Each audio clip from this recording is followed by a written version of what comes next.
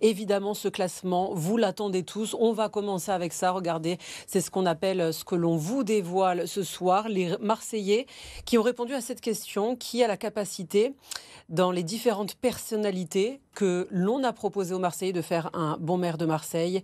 Alors, il y a deux choses. Il y a un classement avec ces différentes personnalités. On va commencer par ça. Et puis ensuite, il y a ceux qui disent oui, tout à fait, et ceux qui disent non, pas du tout. Voilà, ça c'est le détail. On en parle dans un instant. Mais le principal enseignement, Olivier, c'est Benoît Payan qui arrive en tête avec 57%, c'est ça? Oui, absolument. Benoît Payan, le maire sortant, sort en tête de notre palmarès. Alors la question, vous l'avez dit, c'est est-ce que chacune des personnalités suivantes ferait-elle un bon maire de Marseille en 2026? Et donc on a testé plusieurs personnes dans ce palmarès. Benoît Payan, Martine Vassal, Renaud Muselier, Samia Gali, Stéphane Ravier, Sébastien Delogu, Franck Alizio, Frédéric Collard et Sébastien Barle. Et de ce palmarès sort Benoît Payan avec 57%. Donc ce qui signifie clairement que le maire sortant, pour les Marseillais interrogés, est bien la bonne personne qui pourrait en 2026 reprendre le relais de la mairie. Frédéric Dabi, c'est le principal enseignement. Vous aussi, vous le pensez à conclure de ce sondage, en tout cas à tirer de ce sondage, c'est que Benoît Payan arrive en tête.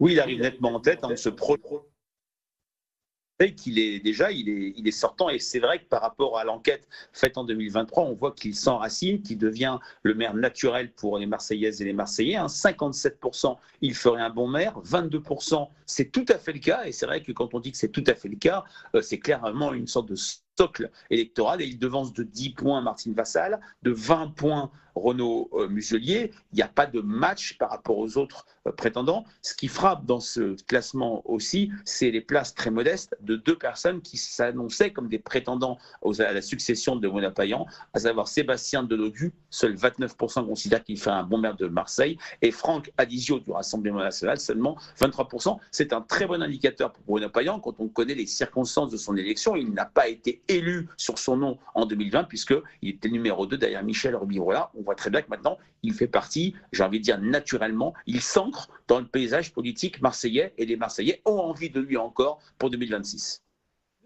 Le deuxième enseignement que l'on tire de cette liste des personnalités locales, c'est Martine Vassal qui incarne en quelque sorte la droite marseillaise qui arrive en deuxième après Benoît Payan. Mais l'enseignement à tirer, c'est qu'elle arrive 10 points, Olivier, après Benoît Payan. Voilà, ils ne sont pas au coude à coude.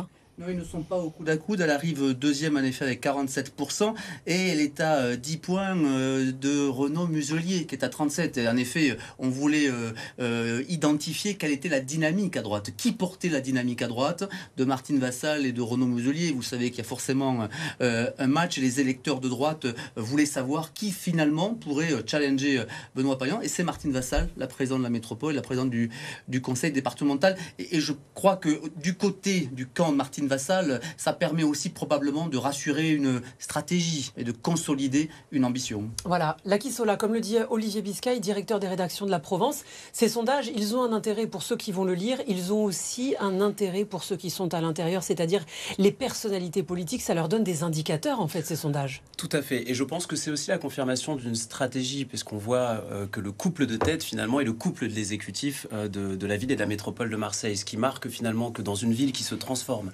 avec beaucoup de chantiers qui sont établis, une communication qui est quand même assez très rude et très forte et très engagée des deux parties prenantes du couple exécutif, finalement, ça paye. Donc c'est la confirmation d'une stratégie comme vous l'avez indiqué, monsieur Biscay, et c'est peut-être aussi l'annonce d'une campagne qui va se renforcer sur les thématiques clés. On aura l'occasion d'y revenir dans les points suivants.